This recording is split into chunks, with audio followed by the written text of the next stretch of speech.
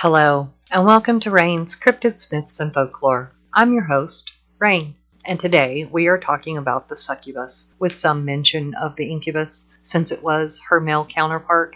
The succubus is considered a demon, a child of Lilith, to which Lilith is mentioned in Sumerian, Roman, Greek, and Egyptian legends. Lilith was possibly believed to be Adam's first wife in religion. So again, Lilith predates religion and was added to the evil list of everything. It's funny how when Christianity started running through the lands, everything that wasn't simple human was a demon or fallen angel, and that's evil. Not to say she was innocent, of course. She probably wasn't, but who knows for sure. It is also said that witches, demons, and deformed humans are born from succubus or incubus. Makes it more understanding why people were accused of witchcraft so often by early Christians. Sumerian Empire at first worshipped her as a goddess of fertility, agriculture, and witchcraft. But later in Babylon and Assyria, she was associated with night demons that stole babies and ate them. I wonder what caused them to turn their backs on one of their goddesses.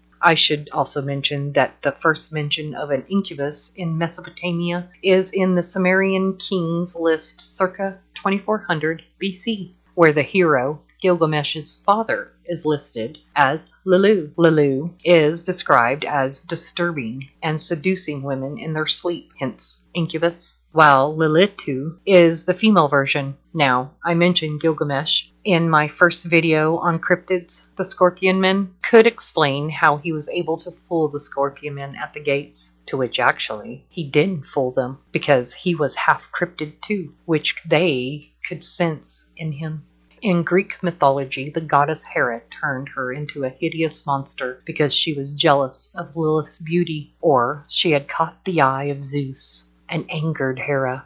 Even Buddhists, Arabians, and Africans have some sort of belief in a succubus. Succubus are described in medieval times as hideous and grotesque, or even being deformed beings, which is odd since it's said that Merlin's father was an incubus. But as times went on, they became beautiful and alluring. I wonder if maybe they learned how to do illusion magic, or maybe they weren't hideous at all and were just said to be, as to give an excuse for said men who were entranced by succubus and were busted by their wives, especially if she was using them in their dreams. I mean, I remember in school how if you were with someone and their clique didn't approve, then some very nasty things were said about you behind your back, even by the person you were with. And they usually weren't true. I digress. The word succubus first originated in the late 1300s, possibly. It is a late Latin term, succubar, which means lie beneath or to lie down. Not sure which is the accurate one. There are a lot of problems with accuracy in the human world, but I'll piece it together the best I can. From what I have researched and can tell, is the succubus works with dreams and in person. It's possible she may have started off with seduction dreams, pulling what sex energy she can from men, especially back then.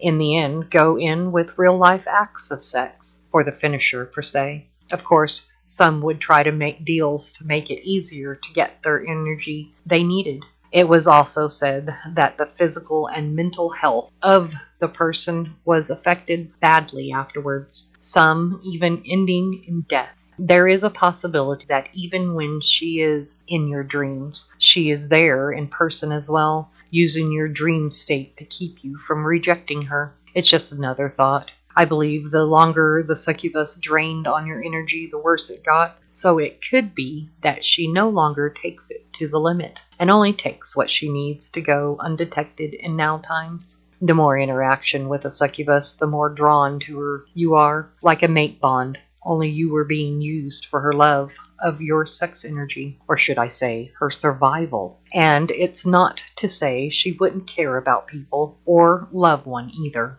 Of course, they say that they were also trying to reproduce but needed human semen to do it. Or in the incubus side, they needed a human host. If that is true, then you would only have a half cryptid, which can be extremely diluted as time goes on. Now, it might be the point, especially if it did create witches and other succubuses and incubuses. but I am not sure, since it is said that demons cannot get pregnant or create babies. Of course, that in itself could be wrong. Who knows? We could have a bunch of part succubis running around out there, and they don't even know they are part succubi. Just a thought.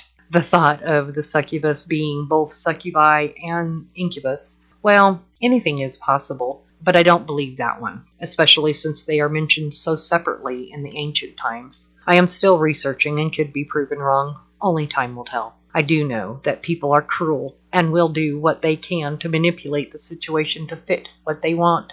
Okay, so there is another thing that needs to be addressed. Succubus is its own thing, and a siren is not a succubus. Sirens are their own cryptids, and not to be confused with the succubus, who is after your sex energy, and a siren just wants to lure you to your death. Big difference. So let's take a good look at the succubus. I believe she's more than likely does exist, but history is definitely against them, even if it isn't true. They use erotic dreams to cause a type of energy that sex can cause, and they survive on it. Why this particular energy? Well, I don't know. There are many cryptids and types considered as demons that feed on different energies, I believe. When they do use their alluring abilities in person, it can cause you to become obsessed with them, like a mate bond. Maybe that's why they choose dreams more than in person, less of the bond, and also less chance for rejection. Some of the instant, even first-time experiences are exhaustion, stuporing, hallucinations, and insanity. Some even say there is a sound or noise, even say it has a tingle to it. Now, if either keeps using you, it can even cause death. Pulling so much of that type of energy can take a lot out of you. I also am not saying that they are evil. At least some may not be. I think it all depends on them, just like we have a choice of right or wrong. And they weren't given a choice when it comes to have that sex energy. You know, like inherited from parents, genes type of thing. I also believe they are still around even today, but don't use it to death. It's easier to live among us if we don't know. So staying out of trouble is the key. And if they are having babies, then we don't even know that we might be one. Well, it makes it easier to diagnose you as a sex addict, or the ones having mental and physical problems as some syndrome or disease. This includes people having sleep paralysis. But of course, there is no way to definitively prove any of it in these times.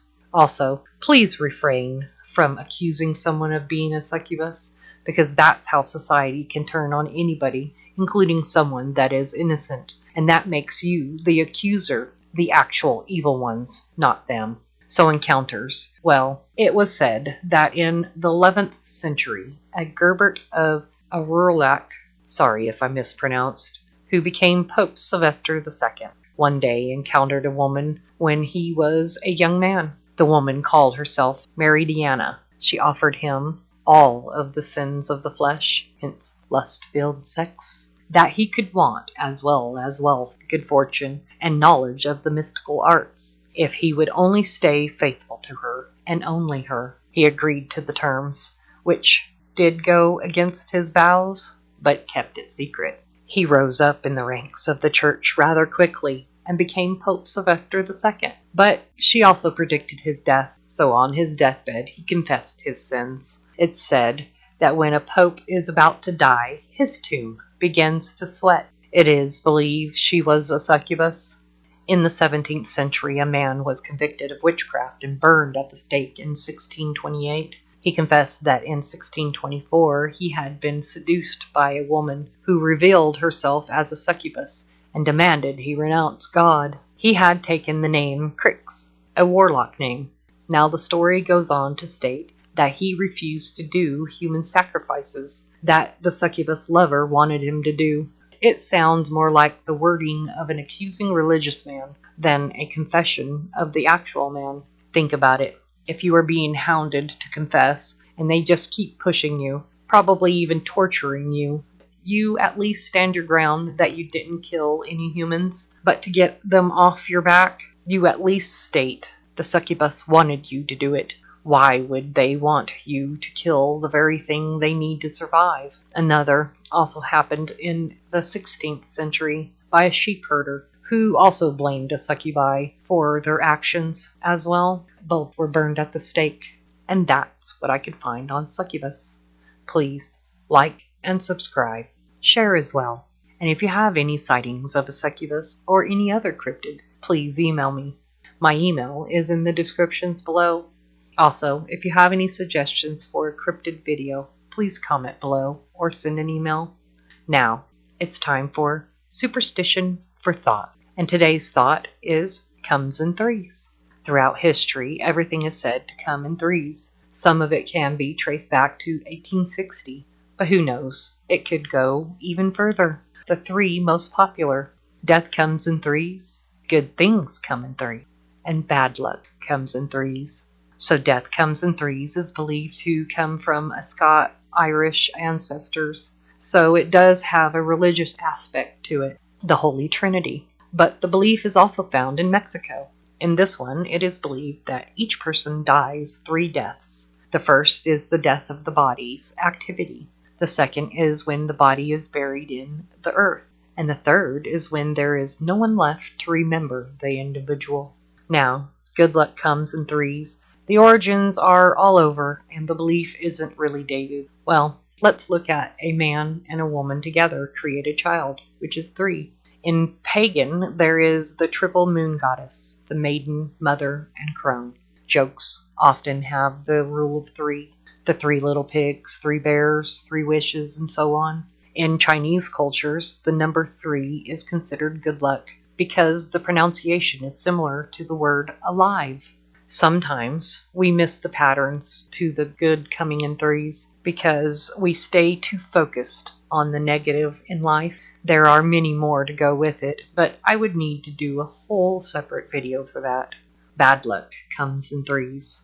Well, dating is unknown as well, other than the 1860s date, but it is found throughout history for sure. 3 candles burning is considered bad luck. 3 knocks in a room of a dying person is a harbinger of death, and so on. The number 3 is in everything if you really look deep into it. We apparently are easily attracted to the number 3. If you start looking at it, as I have to do with this video, you will see that 3 is everywhere. So now I keep seeing the patterns and it just makes me giggle. Many have tried to give reasons for it, but I believe it goes way deeper than anybody would understand right now. And that's what I found for this superstition for thought. So I hope you get your 3 wishes and stay on the good side of this pattern. Thank you for joining me, and we'll see you next time.